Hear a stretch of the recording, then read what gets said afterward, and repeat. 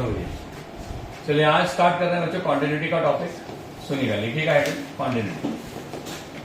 भाई कल तक तुम लोगों को लिमिट्स पढ़ाई थी। लिमिट्स से मैंने बहुत ज्यादा डिटेल नहीं पढ़ाई थी, मैंने कहा था उतना ही पढ़ाऊंगा जितने से आप लोगों का क्या हो जाए बच्चों। बिल्कुल सही बात, जितने से आप लोगों का 11th और 12th क्लास की कॉन्टिन्यूटी में जितना यूज होगा उतनी ही लिमिट पढ़ाई थी। ठीक है, बहुत डिटेल नहीं पढ़ाई थी क्योंकि डिटेल हम लोग पढ़ाएंगे 11th क्लास में। अब सुनिएगा ध्यान से बच्चों। तो अगर हम बात करते हैं कॉन्टिन्यूटी के बारे में, तो कॉन्टिन्यूटी यार देखो, कॉन्टिन्यूटी ना थोड़ा सा आपको समझना पड़ेगा कि लिमिट्स से ही रिलेटेड है थोड़ा बहुत। तो थोड़ा बहुत आपको इसका रिलेशन जो है लिमिट्स में मिलेगा और उसके बाद कॉन्टिन्यूटी को अलग से भी समझना पड़ेगा। ठीक है, आप थोड़ा दिमाग लगा के सोचो कि अगर कोई चीज कंटिन्यूअस है, रेगुलर है, तो कब है। जैसे मान लीजिए एक बच्चे ने फर्स्ट में एडमिशन लिया, अब फर्स्ट में एडमिशन लेने के बाद वो पास होता चला गया, 12वीं में पास हो गया, तो इसका मतलब फर्स्ट से लेकर 12th तक में हो क्या रहा है, वो बच्चा लगातार ही पास हो रहा है। तो अगर लगातार पास हो रहा है तो उसकी प्रोग्रेस क्या है, कंटिन्यूअस है। वहां पर क्या है उसकी प्रोग्रेस, कंटिन्यूअस है। अब मान लीजिए मैं आपसे कहता हूं यार किसी भी ग्राफ की, या कोई मान लीजिए आपके घर के आगे कोई रोड है, अब तुम्हें पता करना है कि जो तुम्हारे घर के आगे रोड है वो कंटिन्यूअस है, वो लगातार चल रही है। तो आप थोड़ा सा दिमाग लगाओ और सोचो कि यार आपके घर के आगे जो रोड है वो अगर लगातार चल रही है तो इसका मतलब क्या हो। देखिए बिल्कुल सही कह रहा है सार्थक कि भाई चल रही है ना, तो चलेगा, रोड चलती है। नहीं ठीक है, रोड सार्थक रुक गया है, रोड चल रही है। देखो रोड समझने का तरीका खराब है। सुन समझा नहीं पा रहा। अरे मजाक कर रहा हूं, ठीक है, नाराज मत हो। अब मैंने क्या किया, ये रोड है, ये रोड आपके पास कंटिन्यूअस है। तो सबसे पहले ये बात समझिए कि कंटिन्यूटी को किसी पर्टिकुलर पॉइंट पे चेक किया जाता है। ऐसा कभी नहीं होता कि कंटिन्यूटी किसी मतलब हम जनरली ऐसे ही बोल देंगे कोई कंटिन्यूअस है। कंटिन्यूअस दो ही तरीके से चेक होता है, या तो किसी पर्टिकुलर पॉइंट पे या किसी इंटरवल पे। इंटरवल वो एंटायर इंटरवल भी हो सकता है और किसी पर्टिकुलर पॉइंट पे भी हम लोग कंटिन्यूटी को चेक कर सकते हैं। भाई continuity can be checked eight a particular point और इन अ पर्टिकुलर इंटरवल। तो what do you mean by this, इसका मतलब क्या होता है, देख समझो। अगर मान लीजिए मैं आपसे कह रहा हूं कि यार मैं इस जगह पे, एक जगह मैंने बनाई और मैं कहूं यार मैं इस जगह पे, और ये पॉइंट है, अब मैं कहूं यार इस पॉइंट के रिस्पेक्ट में ये रोड जो है वो कंटिन्यूअस है। Yes sir. तो सोचो इस पॉइंट के रिस्पेक्ट में रोड कंटिन्यूअस कब होगा। भाई देख दो तरीके, या तो ये पॉइंट एंड पॉइंट हो, भाई या तो ये पॉइंट एंड पॉइंट या स्टार्टिंग पॉइंट होगा या नहीं होगा। जैसे मान लीजिए पतंग उड़ा रहे हैं, अब पतंग की डोरी जो है वो आपसे बंधी हुई हाथ से, तो अगर पतंग की डोरी आपके हाथ से बंधी थी इसका मतलब क्या है, जहां से आप पतंग को उड़ा रहे हैं वो क्या है, कंटिन्यूअस है। मतलब पॉइंट आपने उड़ाई पतंग तो वहां पर क्या है, इंक्लूड किया उसको। और पतंग की जो दूसरी डोरी है वो आपकी पतंग से बंधी हुई है, यानी उसका एंड पॉइंट क्या पतंग पे है। तो अगर मैं कहूंगा मेरे हाथ से लेकर पतंग तक क्या वो डोरी कंटिन्यूअस है, बिल्कुल है, तभी तो पतंग उड़ रही है। Yes sir. Got it not. Yes, sir. तो पतंग उड़ी तब रही है क्योंकि वो कंटिन्यूअस है वहां तक।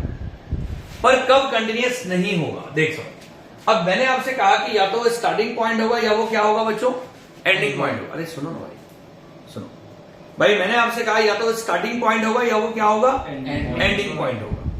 तो अगर मान लीजिए वो स्टार्टिंग पॉइंट हुआ तो भी उसको इंक्लूड करेंगे कंटिन्यूटी में, और अगर वो एंडिंग पॉइंट हुआ तब भी इंक्लूड करेंगे। कारण मैंने तुम्हें पतंग का एग्जांपल दे दिया कि अगर पतंग उड़ा रहे हैं डबराल जी, अरे मेरे पीछे बड़ा गाली तो पड़ेगा। मेरी माइक नहीं है, अबे बोल ले कुछ नहीं होता। सुनो। तो अब मान लीजिए मैं आपसे कह रहा हूं कि पतंग उड़ा रहे हैं, तो जहां से स्टार्ट हमने पतंग को किया इनिशियल पॉइंट, और जहां तक पतंग उड़ रही है जो डोरी पतंग पे अटैच्ड है, उन दोनों को अगर हम इंक्लूड करते हैं तो कंटिन्यूटी में उन दोनों को क्या करा जाता है, इंक्लूड करा जाता है। अरे कब इंक्लूड नहीं करा जाता, देख समझ। मतलब सर कंटिन्यूटी में स्टार्टिंग और एंड पॉइंट दोनों इंक्लूड होते हैं, कारण है ना उसका। भाई कोई चीज अगर लगातार चल रही है तो उसमें इनिशियल पॉइंट और एंडिंग पॉइंट की भी तो रोल होगा ना भाई।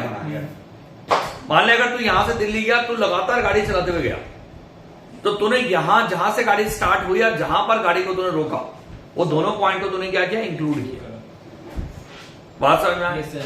अब हुआ क्या, एक तो एंड पॉइंट की बात की, तो मैंने क्या कहा, जिस पॉइंट पे मैं कंटिन्यूटी को चेक कर रहा वो पॉइंट या तो एंड पॉइंट होगा या स्टार्टिंग पॉइंट और या वो एंड पॉइंट नहीं होगा।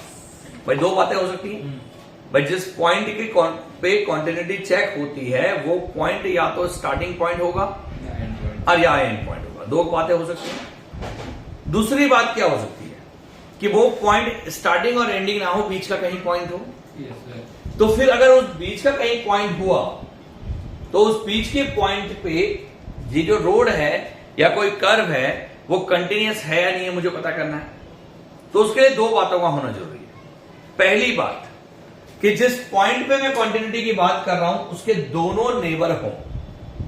नेबर समझते हैं ना, अगर मान ले मोहल्ले में तुम्हारा घर आखिरी नहीं है और तुम्हारे घर के आगे रोड सही चल रही है तो उसका बड़ा आसान तरीका है, तुम अपने दोनों पड़ोसी को देखोगे और तुम देखोगे कि दोनों पड़ोसियों के आगे रोड ठीक है या नहीं है। अगर वो है तो हम कहेंगे कि रोड आपके आगे भी क्या है, कंटिन्यूअस हो सकती है नहीं है ये नहीं बोला मैंने, हो सकती है। वर्डिंग समझिएगा, क्योंकि यहां सिर्फ पॉइंट की बात होती है। तो पॉइंट के दोनों पड़ोसी का मतलब क्या होता है, जस्ट नेबर। तो मैंने क्या कहा, अगर मान ले पॉइंट ये है तो इसके दो नेबर है, एक नेबर तेरे पास ही है, दूसरा नेबर ही है। तो हमें क्या करना पड़ता है, उसके दोनों नेबर को देखना पड़ता है। तो अगर उसके दोनों नेबर पे ये कर्व कंटिन्यूअस है तो हम कहेंगे कर्व टोटलिटी में क्या है, कंटिन्यूअस है, अदरवाइज वो कंटिन्यूअस नहीं है। इधर देखना भाई, आगे समझ में? Yes sir. Clear? Any confusion? तो आप समझ देखो बच्चों, क्या होता है कि अगर मान ले मैं कंटिन्यूटी की आपको बात बता रहा हूं तो कंटिन्यूटी में सबसे पहले हम लोग बात करते हैं ग्राफ की। देखिए पहला ग्राफ आता है कंटिन्यूटी में, ध्यान से समझिएगा भाई। अगर मान लीजिए ये y है, ये आपका y है, ये x है, ये x है। तो अगर कोई कर्व हमारे पास कुछ ऐसे गया, अब ये कर्व मान लीजिए मैं आपसे कह रहा हूं ये लगातार चल रहा है, तो कर्व अगर तेरे पास लगातार चल रहा है किसी पर्टिकुलर पॉइंट पे, मान ले यहां पर x बराबर c, यहां पर क्या है x बराबर c। तो अगर इस x बराबर c पे मुझे पता करना है कि ये कर्व आपका कंटिन्यूअस है कि नहीं है।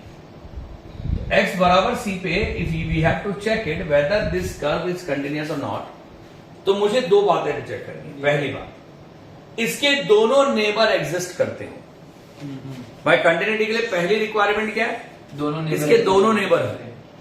और दो नेबर कौन से होते हैं, एक तो लेफ्ट वाला एक राइट वाला। Yes sir. पर वो दोनों नेबर इतने नजदीक हैं कि वो लगभग स्ट्रेट लाइन में आ जाते हैं। बात समझिएगा, मैंने कल भी आपको समझाया था कि अगर कोई कर्व है और उसका ये पॉइंट है तो इसके जो दो नेबर होंगे वो क्या होंगे, बिल्कुल समझ लो इससे सटे हुए। मतलब दो नेबर कौन से होंगे भाई, ये वाला और ये वाला। समझ में? तो जिस पॉइंट पे हम कंटिन्यूटी बात कर रहे हैं उसके दोनों नेबर की जो बात कर रहे हैं वो लगभग क्या है, वो एक ही स्ट्रेट लाइन में। बात समझ में आ गई नहीं? Yes sir. तो जिस पॉइंट पे हम बात करते हैं उसके जो दोनों नेबर होते हैं वो क्या होते हैं, लगभग एक स्ट्रेट लाइन में होते हैं। गॉट इट और नॉट? तो नेबर की परिभाषा समझिएगा कि जो नेबर की परिभाषा बोल रहा हूं कि नेबर का मतलब होता क्या है। Is that clear not? Yes sir. आगे तो ये मेरे पास आ गया नेबर की परिभाषा। तो अगर मैं बात कर रहा हूं आपसे x बराबर c, तो इसके दो नेबर हो गए, एक तो हो गया c से कम और दूसरा हो गया c से ज्यादा। तो अगर मैं c से कम की बात करूं तो c से कम के लिए नेबर कौन सा बच्चों, x बराबर c माइनस h। x बराबर c माइनस h क्या है, नेबर, इसका नेबर। h का मतलब क्या होता है, डेल्टा x से होता है। डेल्टा x का मतलब क्या होता है, स्मॉलेस्ट पार्ट ऑफ x। बात समझ में आ गया? तो भैया c माइनस h, यहां कोई नेबर आ गया उसका। गॉट इट और नॉट? Yes sir. अब ये जो पॉइंट है c माइनस h वाला, वो यहां कहीं पॉइंट होगा। अब ये तुम्हें लग रहा है कि बहुत दूर है, पर एक्चुअली में बहुत दूर नहीं है, ये बिल्कुल उससे सटा हुआ है।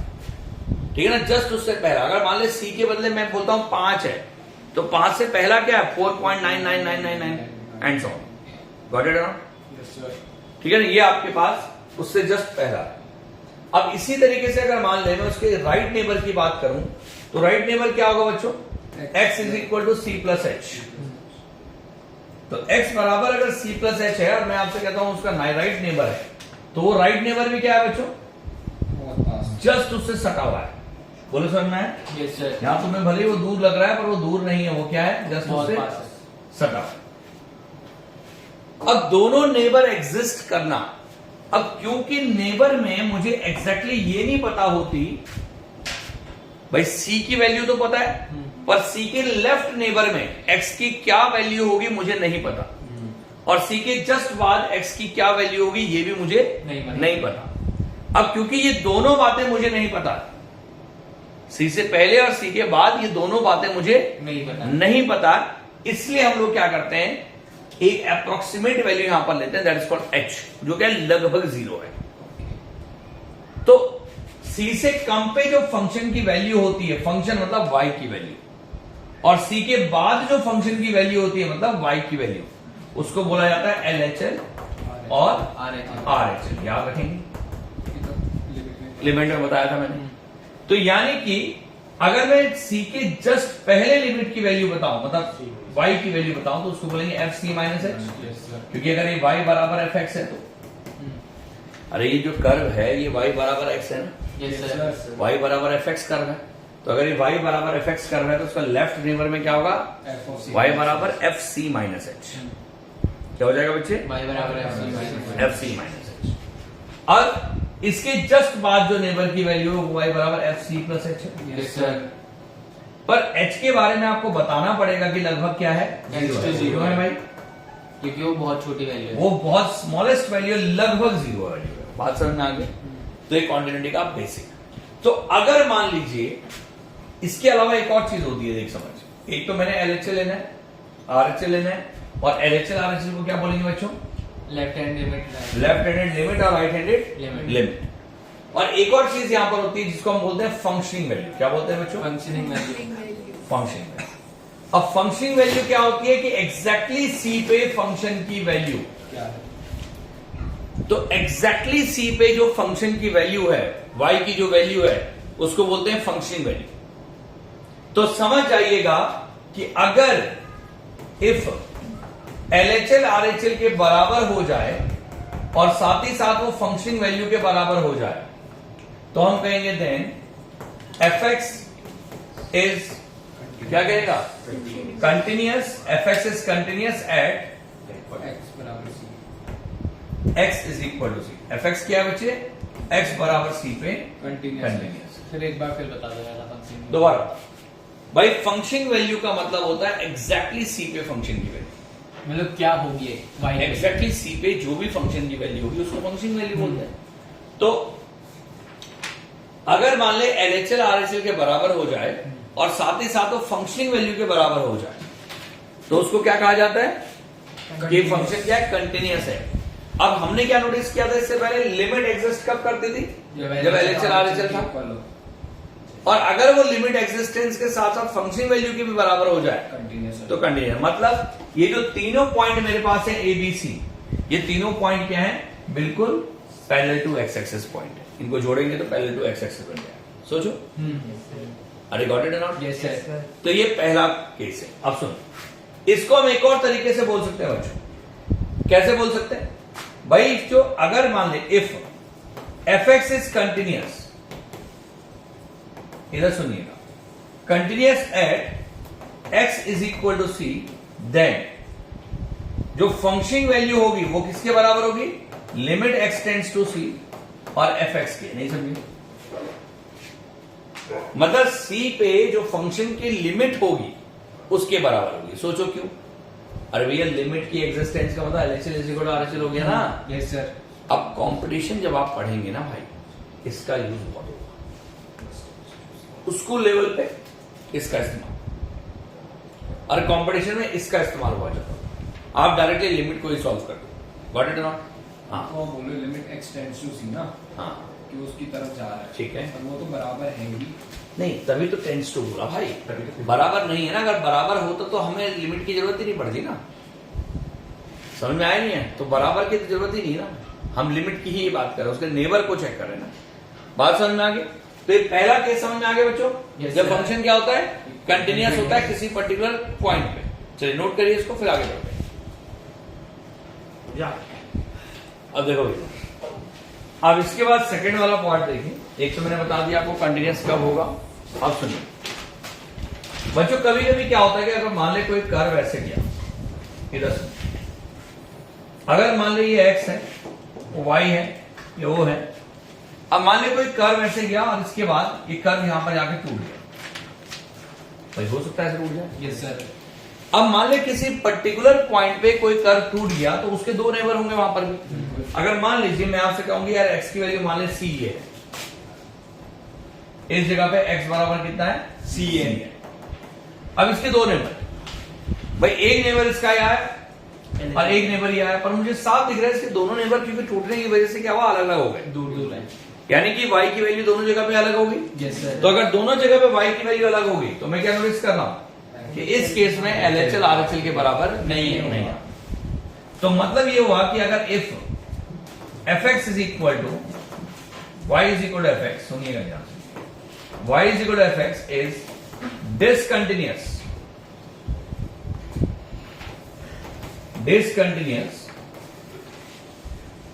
at x is equal to c. अगर सी पॉइंट पे वो डिसकंटिन्यूअस होगा तो उस समय क्या होगा, देन भाई LHL does not equal to RHL। समझ में आया नहीं, LHL RHL के बराबर नहीं है। क्लियर, समझ में आया नहीं है। अच्छा LHL अगर RHL के बराबर ही नहीं है तो इसका मतलब लिमिट ही एग्जिस्ट नहीं कर रही ना, यानी कि किसी भी पॉइंट पे अगर लिमिट एग्जिस्ट ही नहीं करती है तो मतलब वो फंक्शन क्या हो गया, अपने आप ही डिसकंटिन्यूअस हो गया। भाई सोचो, बिल्कुल। अगर वो फंक्शन मतलब लिमिट एग्जिस्ट ही नहीं कर रही तो ऑटोमेटिकली वो क्या हो गया, डिसकंटिन्यूअस हो गया। गॉट इट नॉट, आगे सर, ठीक है ना।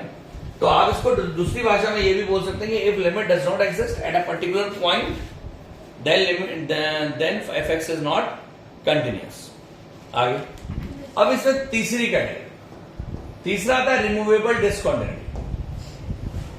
रिमूवेबल डिसकंटिन्यूटी, अब सुनिए, देखो बहुत तरह की डिसकंटिन्यूटी के टाइप होते हैं,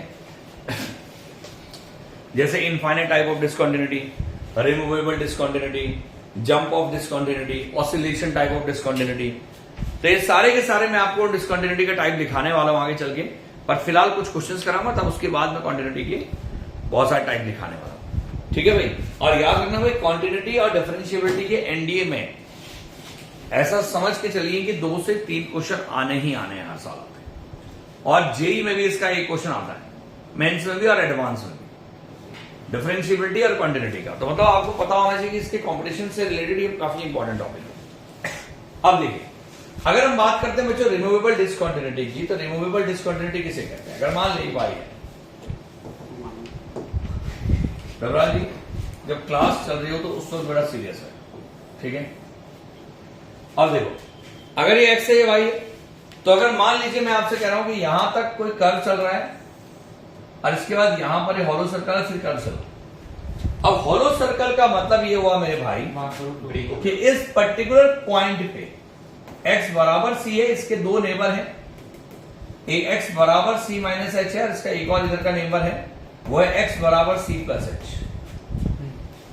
इन दोनों पॉइंट पे y की वैल्यू सेम है, पर जो फंक्शनिंग वैल्यू है वो कहीं और आ गई। मतलब क्या हुआ भाई, अगर मान लीजिए मैं आपसे कहूं कि इफ LHL तो RHL के बराबर आ जाए, यानी कि लिमिट तो एग्जिस्ट कर रही है पर वो फंक्शनिंग वैल्यू के बराबर नहीं है ना, तो याद रखना बच्चों, then there is removable discontinuity. आ गया समझ? सर वो फंक्शन के इक्वल क्यों नहीं आता? फंक्शन की इक्वल तो आएगी ना, आप समझेंगे LHL RHL कुछ ना कुछ तो आएगा ना भाई। पर क्या हुआ कि एग्जैक्टली इस पर्टिकुलर पॉइंट पे फंक्शन कहीं और मूव कर गया। अच्छा, मतलब LHL RHL तो है पर एग्जैक्टली इस पॉइंट पे क्या हुआ, फंक्शन कहीं और मूव कर गया। एग्जांपल जैसे मैं एक फंक्शन बना लू ना, इसका एग्जांपल देख लो ना, इसका एग्जांपल है, मान लीजिए अगर fx है, बताया था मैं, जैसे fx है, इस एग्जांपल को बना लेते हैं ना, कोई दिक्कत नहीं। देखिए अगर मान लिया fx है, अब वो तेरे पास x स्क्वायर है जब x 0 के बराबर ना हो, और मैंने कहा इसकी वैल्यू 1 है जब x इज इक्वल टू 0। अब मुझे पता है 0 पे लिमिट तो एग्जिस्ट करेगी ना भाई, 0 प्लस h का होल स्क्वायर, 0 माइनस h का होल स्क्वायर, यानी कि दोनों केस में क्या आ रहा है, 0 आ रहा है। तो भाई LHL तो RHL के बराबर आ रहा ना, यस सर, LHL तो RHL के बराबर आ रहा है, पर जैसे ही मैं 0 पुट कर रहा हूं 1 आ जा रहा, मतलब क्या हुआ कि लिमिट एग्जिस्ट कर रही है पर साफ फंक्शन वैल्यू अलग हो गई ना। तो मतलब क्या हुआ, limit x tends to 0 fx exist and equal to कितना आएगा बच्चों, इक्वल टू 0। बोलो भाई, एग्जिस्ट कर रही है और इक्वल टू 0 भी है, पर एग्जैक्टली 0 पे फंक्शन की वैल्यू 1 है ना। Yes sir. तो मतलब क्या हुआ भाई कि LHL is equal to RHL है डज नॉट और फंक्शन वैल्यू के बराबर नहीं है। नहीं है। बात समझ में आ गई? जी सर। F 0 के बराबर नहीं है, so there is removable discontinuity. आ गया समझ में? Yes sir. Any confusion? चलिए नोट करिए इसको, फिर आगे बढ़ते हैं। देखिए अब इससे कुछ और क्वेश्चंस कर लेते हैं बच्चों, तो आपको समझ में आ जाएगा कि कॉन्टिन्यूटी किसे कहते हैं। ठीक है, वैसे क्या होता है, एक और चीज मैंने आपको बताया, जंप ऑफ डिस्कॉन्टिन्यूटी बोलते हैं। एनडीए में कभी कभार पूछ लिया जाता है, तो जो LHL RHL की चीज बराबर तो होते नहीं है, पर जो इनका गैप होता है ना, उसको जंप ऑफ डिस्कॉन्टिन्यूटी बोलते हैं। मान लीजिए LHL की वैल्यू 10 आई, RHL की वैल्यू 8 आई, तो गैप कितना है इसका, 2। तो 2 आपका कहलाएगा जंप ऑफ डिस्कॉन्टिन्यूटी। बात समझ में आया? इसके अलावा डिस्कॉन्टिन्यूटी के बहुत सारे टाइप्स हैं, और उन सारे टाइप्स को हम बाद में देखेंगे। पहले हम एक काम करते हैं, कुछ क्वेश्चंस करते हैं। देखिए अब अगर मान ले मैं तो ये क्वेश्चन कह रहा हूं, इससे तुम्हारा आज की क्लास से तुम्हारी एनसीईआरटी पूरी खत्म हो गई, मतलब स्कूल लेवल खत्म, चाहे वो सीबीएसई बोर्ड हो चाहे वो आईसीएसई बोर्ड हो, स्कूल लेवल खत्म कॉन्टिन्यूटी का। ठीक है, देखिए क्वेश्चन ये है कि चेक दी कॉन्टिन्यूटी ऑफ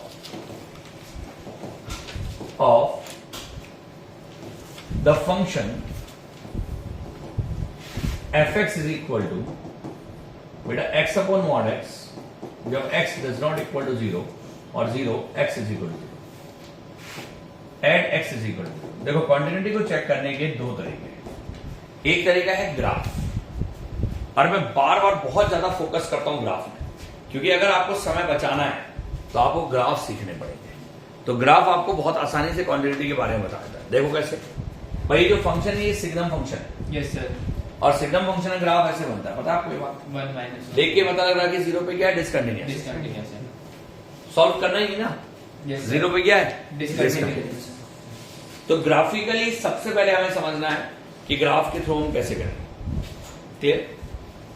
अब देखिए, और अगर मान लीजिए ग्राफ आपको नहीं आते हैं तो हम कैसे करेंगे, बोर्ड लेवल पे तो आपको पूरा लिखना पड़ेगा। तो मैंने x इज इक्वल टू 0 पे चेक किया। आप सबसे पहले देखो यार, LHL लिया, क्या लिया, LHL। तो अगर LHL की बात करें तो लेफ्ट हैंडेड लिमिट, यानी कि लिमिट x टेंड्स टू, इसको ना एक तरीके से ऐसे भी लिखते हैं, बताया बच्चों, x tends to 0 negative fx भी बोलते हैं इसको। Yes sir. 0 नेगेटिव fx का मतलब 0 से कम के लिए फंक्शन की वैल्यू, और इसको बोला जाता है लिमिट x टेंड्स टू 0 और f 0 माइनस h। बोलो ठीक है? तो 0 से कम के लिए फंक्शन की वैल्यू यानी कि 0 माइनस एच। तो 0 माइनस एच के लिए कौन सा फंक्शन यूज किया हमने, पहला वाला, मतलब 0 से कम। तो मैंने कहा है लिमिट x टेंड्स टू 0। अब 0 माइनस एच, तो माइनस एच अपॉन मॉड के अंदर माइनस एच। बोलो ठीक है? अब हमने क्या किया, h को 0 पुट कर, तो h को अगर, अब मुझे पता है 0 तो अभी पुट नहीं कर सकता, पहले सॉल्व करना पड़ेगा। तो h tends 0 minus H upon h आ जाएगा -1। तो इसका रिजल्ट कितना आएगा, -1। बता कैसे, एच कैंसिल हो गया, -1 आया। अब LHL के बाद बारी आई बच्चों RHL। तो RHL तेरे पास है limit x tends to 0, f बचे 0 प्लस h। अब 0 प्लस h के लिए कहां पुट करेंगे, फिर से उसी में, यानी कि h अपॉन मॉड h। बेटा लिमिट x टेंड्स टू 0 ऐसे रहा, बेटा h अपॉन h हो गया, कैंसिल हो गया, यानी कि 1 आ गया। तो मैं क्या नोटिस कर रहा हूं यार, LHL जो है वो does not equal to RHL। तो अगर LHL RHL के बराबर नहीं है तो हम क्या कहेंगे, so fx is not continuous at, समझ में आया नहीं आया? Yes sir. Continuous at x is equal to 0, यानी कि 0 पे फंक्शन की वैल्यू कंटिन्यूअस नहीं है। तो कब कंटिन्यूअस होगी कब नहीं होगी, समझ में आ गया बच्चों? Yes yes. Any confusion? ठीक है, नोट करिए इसको पूरा। देखो भाई पहला क्वेश्चन तुम्हारे पास आ गया। अगर मुझे क्वांटिटी चेक करनी है तो क्वांटिटी ये जो फंक्शन है ये सिग्नम फंक्शन है, इसलिए क्या है, डिसकंटिन्यूअस। तो मैं बार बार एक बात बोल रहा हूं कि जब भी हमें क्वांटिटी या डिसकंटिन्यूटी को चेक करना है, तो अगर मान लीजिए मुझे बोर्ड में चेक करना है, तो बोर्ड में तो क्या है यार, स्कूल लेवल पे अगर हमें चेक करना है तो हमें एक एक चीज को शो करना पड़ेगा, LHL अलग RHL अलग। पर अगर तुझे इसी चीज को कॉम्पिटिशन लेवल पे सॉल्व करना है तो उसके लिए तुम्हें LHL RHL लेने की जरूरत नहीं, जस्ट मेक द ग्राफ और उसके बाद आप खुद ही चेक कर लेंगे ये कंटिन्यूस है कि नहीं। Got it. फिलहाल देखिए एक और क्वेश्चन। अब मान लीजिए अगर मैं आपसे कहूं, क्वेश्चन ये है कि check the continuity of the function, continuity of the function। अब ये है fx इज इक्वल टू, अब मॉड के अंदर मान ले x माइनस 3, इसकी कॉन्टिन्यूटी चेक करें। अब अगर मुझे इसकी कॉन्टिन्यूटी को चेक करना है तो इसकी कॉन्टिन्यूटी चेक करने का तरीका क्या है, किसी हर एक पॉइंट पे तो सिर्फ इतना लिखा है। अब देख दो तरह के क्वेश्चन होते हैं, या तो ये होता है कि पॉइंट हमें दे रखा होता है, अब वो कहता है किसी पर्टिकुलर पॉइंट पे कॉन्टिन्यूटी को चेक करो, मतलब पॉइंट आपको ऑलरेडी पता है, भाई पॉइंट आपको दे रखा है और वो कह रहा है किसी पर्टिकुलर पॉइंट पे कॉन्टिन्यूटी को चेक करो। एक तो तरीका है ये, और एक तरीका ये है कि पॉइंट आपको नहीं दे रखा है, हमें क्या करना है, पॉइंट नहीं दे रखा है, हमें एंटायर इंटरवल में मतलब पूरे रियल नंबर में हमें कॉन्टिन्यूटी को चेक करना है। तो ये क्वेश्चन कुछ ऐसा ही है। तो इस क्वेश्चन को सॉल्व करने के लिए सबसे पहला काम क्या है, जो फंक्शन तेरे पास दे रखा है मॉड के अंदर x माइनस 3, इसको ब्रेकअप करें। अब इसको ब्रेक कैसे करेंगे बच्चों, आपने सोचा कि यार मॉड के अंदर x माइनस 3 क्या हो सकता है, सोच भाई, या तो ये जो मॉड के अंदर की वैल्यू या तो प्लस होगी या माइनस होगी। मैंने कहा ये माइनस x माइनस 3 तब होगी जब x की वैल्यू 3 से कम होगी, सोच। हाँ। और जब x की वैल्यू 3 या 3 से ज्यादा होगी तो ये उस केस में प्लस होगी। 0 तब होगी जब 3 के बराबर होगी ना भाई मेरे कोई भी मॉड के अंदर की वैल्यू या तो प्लस होती है या माइनस होती है। 0 नहीं होती। x माइनस सुन ले, x माइनस 3 या तो 0 से कम होगा, तो यानी कम होने के लिए x को 3 से कम होना पड़ेगा, ठीक है, और कम होने का मतलब नेगेटिव होना, इसलिए माइनस लिख दिया। और या इसके अंदर की वैल्यू जो होती है 0 या 0 से बड़ी होती है, तो जब x की वैल्यू 3 या 3 से बड़ी हो तो उस केस में इसकी वैल्यू पॉजिटिव रहती है, मतलब 0 या 0 से बड़ी। 0 के लिए अलग केस में नहीं बनता, बना सकते हैं पर जरूरत नहीं होती, आगे समझ में आता है, बना सकते हैं नहीं होती जरूरत। और ग्रेटर देन इक्वल टू में दोनों केस आ गए, मतलब हम लोग केस लेते हैं या तो 0 से छोटा या 0 या 0 से बड़ा, ठीक है। तो अब क्या होता है ऐसे केस में, क्योंकि यहां पर ये नहीं बोला गया कि किस पॉइंट पे कॉन्टिन्यूटी को चेक करें, तो अब क्या होता है देखो बच्चों, स्कूल लेवल पे इसको कैसे सॉल्व करते हैं। वैसे तो देखो यार जनरली इसको x इज इक्वल टू 3 पे चेक किया जाता है, और x बराबर 3 पे चेक करने से मास्टर जी इसमें पूरे मार्क्स देते हैं। पर मेरे हिसाब से आपको x बराबर 3 पे नहीं, आपको इसको चेक करना चाहिए एक तो x लेस देन 3 पे पहले। आपको इसको कैसे चेक करना चाहिए, एक तो x की वैल्यू जब 3 से कम हो तब फंक्शन क्या हो, x की वैल्यू जब 3 से ज्यादा हो तो फंक्शन क्या हो, और x की वैल्यू जब एग्जैक्टली 3 हो तो फंक्शन क्या हो। मतलब आपको क्या चेक करना चाहिए, लेस देन 3 पे चेक करना चाहिए। अब मुझे पता है एट x लेस देन 3 में fx की वैल्यू माइनस का x माइनस 3 है, सोच। आप सोचो दिमाग लगा करके कि अगर हम बात कर रहे हैं बच्चों, ये तो बात किया, चलिए इधर सुनो, अगर मान ले कोई कर्व ऐसे आया, अब इस पॉइंट पे x बराबर 3 है, अब x बराबर 3 पे कर्व का नेचर चेंज हो रहा है, 3 से पहले कुछ और, 3 या 3 से बाद कुछ और। तो हो सकता है 3 से पहले कर्व का कुछ नेचर रहा हो, पर इससे पहले जितने पॉइंट होंगे उन सारे पॉइंट के दोनों नेबर होंगे, सोच। जैसे इससे पहले जितने पॉइंट होंगे उन सारे पॉइंट के दोनों नेबर होंगे, नहीं होंगे, बताओ। जैसे यानी कि इसके हर एक पॉइंट के दोनों नेबर होंगे, यस सर, यानी कि लेस देन 3 में फंक्शन कंटिन्यूअस होगा क्योंकि दोनों नेबर एग्जिस्ट कर रहे हैं, पास कर्व भी एक ही है। तो हम स्टेटमेंट लिखेंगे fx equal to this is a polynomial function. क्या है ये, पॉलिनोमियल फंक्शन। तो पॉलिनोमियल फंक्शन होने की वजह से क्या है, याद रखना कोई भी पॉलिनोमियल फंक्शन जो होता है वो हर जगह पे कंटिन्यूअस होता है। So it is continuous at x less than 3। मतलब ये हुआ कि क्योंकि 3 से कम के लिए वो एक कंटिन्यूअस फंक्शन है, और सॉरी पॉलिनोमियल फंक्शन है, और हर पॉलिनोमियल फंक्शन हर जगह पे क्या होता है, कंटिन्यूअस होता है। पॉलिनोमियल फंक्शन वो होता है जिसमें वेरिएबल की पावर होल नंबर से होती है, तो यहां पर वेरिएबल की पावर होल नंबर है, तो हर पॉलिनोमियल फंक्शन हर जगह पे क्या होता है बच्चों, कंटिन्यूअस होता है। ये अपने दिमाग में बिठाना, ठीक है। आप देखिएगा ध्यान से, यहां तक आगे बताओ। यस सर, ठीक, गुड। अब जैसे ही मुझे पता लग रहा है कि यार कंटिन्यूअस फंक्शन है, आगे कहानी सुन। फिर मैंने कहा एट एक्स ग्रेटर देन 3 में, अब एक्स की वैल्यू अगर ग्रेटर देन 3 हो गए, 3 से बड़े, तो सोच 3 से बड़े में क्या हो रहा है, 3 से बड़े में भी क्या हो रहा है, ये F x is equal to X minus 3 है, सोचो, उसमें भी कंटिन्यूस और ये भी कंटिन्यूअस फंक्शन है, इज अ पॉलिनोमियल, और ये भी पॉलिनोमियल है, so it is function continuous होता है। कंटिन्यूअस। हर पॉलिनोमियल फंक्शन हर जगह पे कंटिन्यूअस होता है, continuous at x is equal X greater than 3। अब कुछ बच्चे कहते हैं कि सर एग्जैक्टली 3 पे भी तो पॉलिनोमियल है, नहीं है, क्यों नहीं है? है। वो भी तो हम एग्जैक्टली 3 पे क्यों नहीं बात करते? हो भी सकता है। एक्चुअली क्या है, एग्जैक्टली 3 पे एक बात हो रही है, एग्जैक्टली 3 पे बिल्कुल कंटिन्यूअस है, बिल्कुल पॉलिनोमियल है, पर समस्या ये है कि एग्जैक्टली 3 में कर्व का नेचर भी चेंज हो रहा है, क्योंकि एग्जैक्टली 3 के पहले कुछ और है और एग्जैक्टली 3 के बाद कुछ कुछ और और है। और जबकि 3 से ज्यादा जितने पॉइंट होंगे उनमें कर्व एक ही है। तो जब भी कर्व का नेचर चेंज हो जाए किसी पर्टिकुलर पॉइंट पे, तो वहां पर हमें कंटिन्यूटी को चेक करना पड़ता है। Got it? तो हमने क्या किया, at x is equal to 3 पे हमने सबसे पहले एलएचएल निकाला। एलएचएल क्या होता है बच्चों, लिमिट एक्स टेंड्स टू 0 और f3 minus H. Got it? अब 3 माइनस एच का मतलब हुआ लिमिट एक्स टेंड्स टू 0 ऐसी रहा, 3 माइनस एच का मतलब 3 से कम। तो तू सोच दिमाग लगाकर 3 से कम के लिए कौन सा फंक्शन है। Minus x minus. तो हमने क्या किया, माइनस एच रहा, ब्रैकेट एक्स के बदले 3 माइनस एच और माइनस 3। बोलो यस सर। 3 से 3। अब 3 से 3 कैंसिल हो गया, एच को 0 पुट कर दे, कितना है 0। फिर बारी आई आरएचएल की, तो भाई आरएचएल आ गया लिमिट एक्स टेंड्स टू 0 और f3 प्लस एच।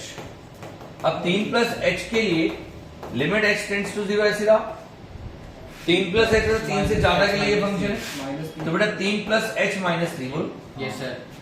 अब ये यहाँ कैंसिल हुआ था, यहाँ ये कैंसिल हो गया, सोचो यस सर। बेटा एच को 0 पुट कर दे तो कितना आएगा 0। बोलो आरएचएल तेरे पास आ गया कितना भाई 0। अब एलएचएल 0 आ गया, आरएचएल 0 आ गया। Function now come on function value, exactly 3 पे फंक्शन की वैल्यू 3 इंक्लूड कहाँ है, यहाँ है ना। हाँ। तो एक्जैक्टली 3 पे फंक्शन की value 3 minus 3 that will be equal to 0। तो मतलब मैं क्या नोटिस कर रहा हूँ कि यार एलएचएल तो आरएचएल के बराबर आ गया फंक्शन वैल्यू और साथ ही साथ वो फंक्शन वैल्यू के बराबर आ गया। तो हम क्या कहेंगे, so f x is continuous continuous at x is equal to 3। तो फंक्शन क्या है, एक्स बराबर 3 पे क्या है, कंटिन्यूअस। बात समझ में आ गया? Yes sir. तो भाई ये कॉन्टिन्यूटी का बेसिक सवाल है जो मैंने तुम्हें बताया, बेसिक सी चीज बताई। अभी कॉन्टिन्यूटी बहुत बड़ा है, तो फिर इसको अगली क्लास में नेक्स्ट क्लास में कंटिन्यू करते हैं। थैंक यू आज के लिए, छुट्टी।